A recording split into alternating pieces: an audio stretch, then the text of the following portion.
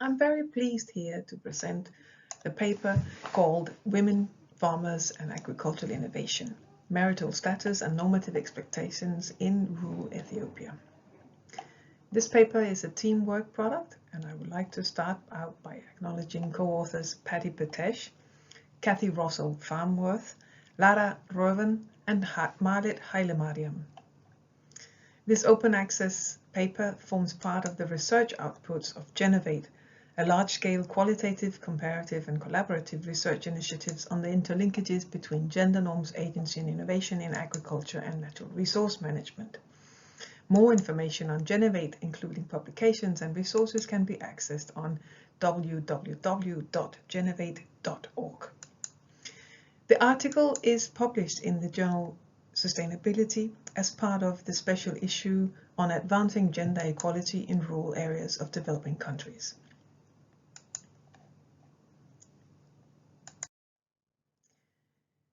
In this paper, we shed light on how marginalization and exclusion-inclusion dynamics affect different women in diverse ways.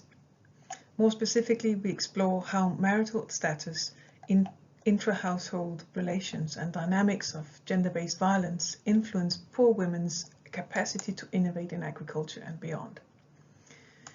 We use data from Ethiopia, a context where farmers and farming is traditionally associated primarily with men, and where gender norms, for example, related to property ownership, inheritance, for example, favor men. In recent years, however, there's also been considerable progress related to gender equality measures in national policy frameworks and strategies, including in relation to agriculture and land titling. Our research question is, how does marital status influence women's capacity to innovate in their rural livelihoods?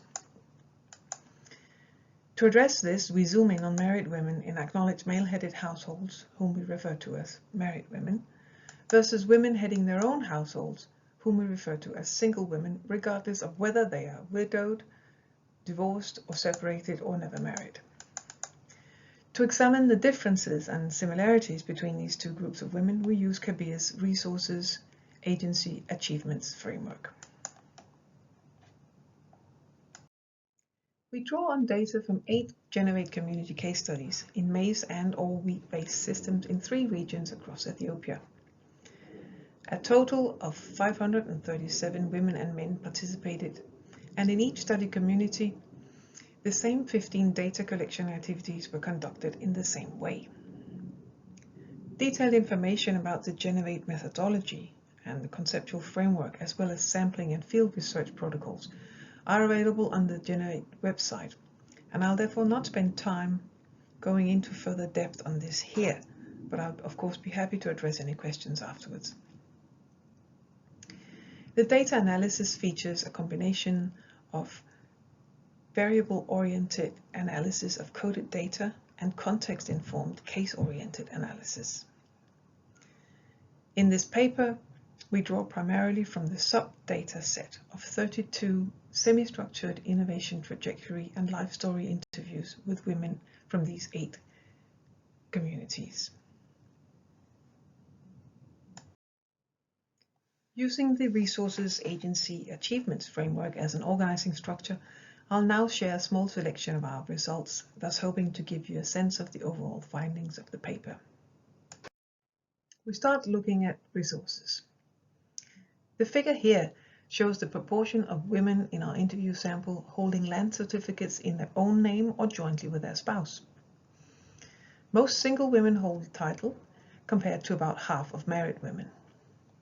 It's important to remember, though, that our sample is biased towards acknowledged innovators and not representative of the women in the study communities holding land titles jointly or individually.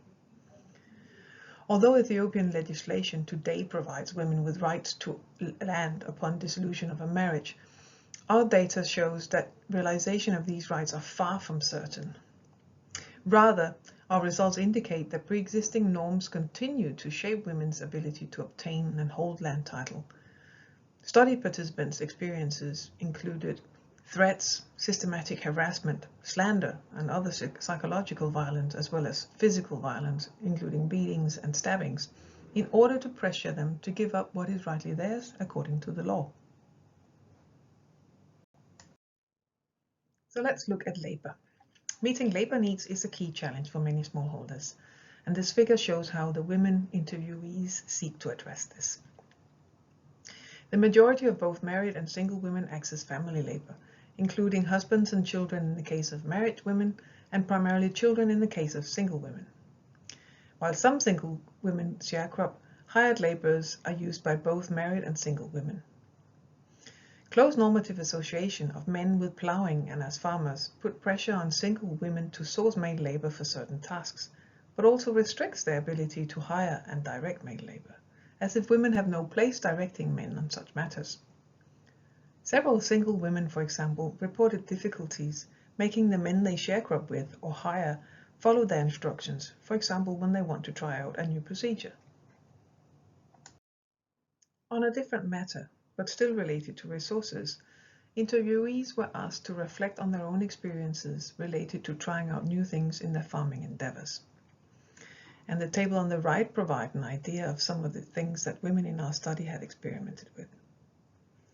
On the left are key factors that the women pointed out as either supporting a woman to try out new things in agriculture or constraining her desire and efforts to do so.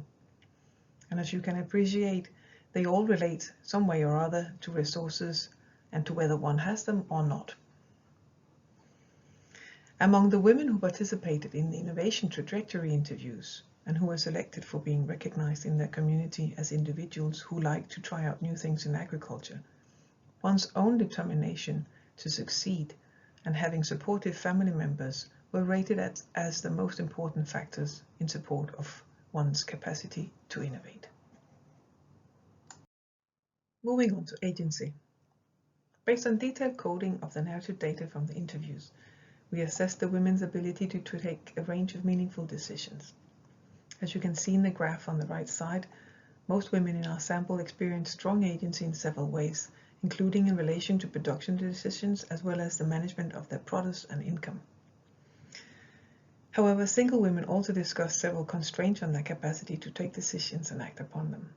This included others attempting to exert authority over them, as well as name-calling, risk of harassment and violence. Overall, married women are generally able to take independent decisions on some important matters, but must consult closely with their spouses on others. And some married women also consider joint decision-making to be an indicator of strong agency, while married women who feel they have moderate to low agency say their husbands take almost all decisions. To assess women's own perceptions of agency, interviewees were asked to rank themselves on a five-step ladder of power and freedom, currently and 10 years earlier. Married women generally rated themselves at step 3, both currently and in the past. By contrast, single women observed a jump from step 2 to step 4. These ratings are averages and conceal a certain level of variation between women. Women's status in the household appears to be a key factor in this. Divorce, separation, or the death of the husband mark key turning points for many women in being able to express their agency as they wish. Even so, the majority of single women first struggled with stigma, violence, or impoverishment before establishing effective agency and the capacity to innovate. Some never manage this, and some women choose to make compromises in order to change the situation, like the woman quoted on this slide.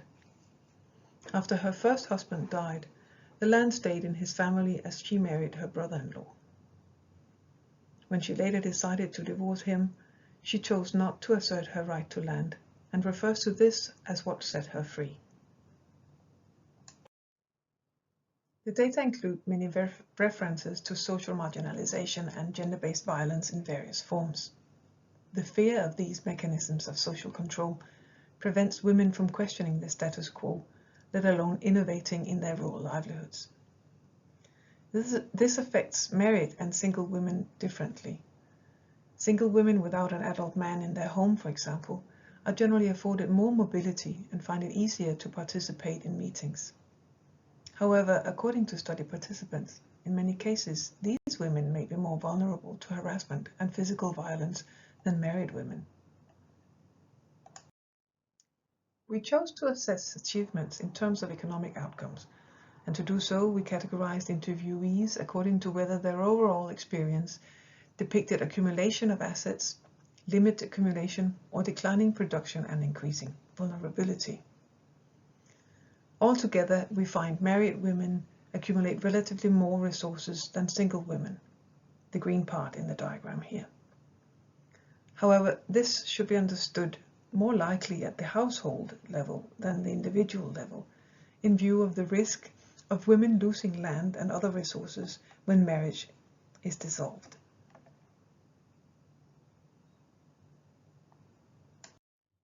If we now think back to our key research question, noted here on top of the slide, and try to pull the various findings presented so far and the Resource Agency Achievements Framework together, a pattern begins to emerge.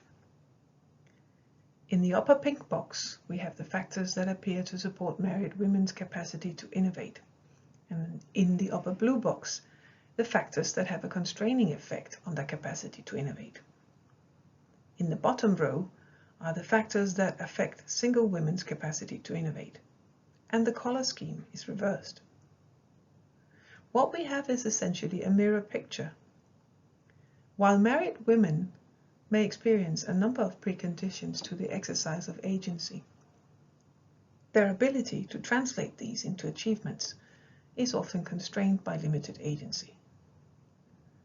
In contrast, single women can be more likely to experience agency, but often lack the resources to realize it.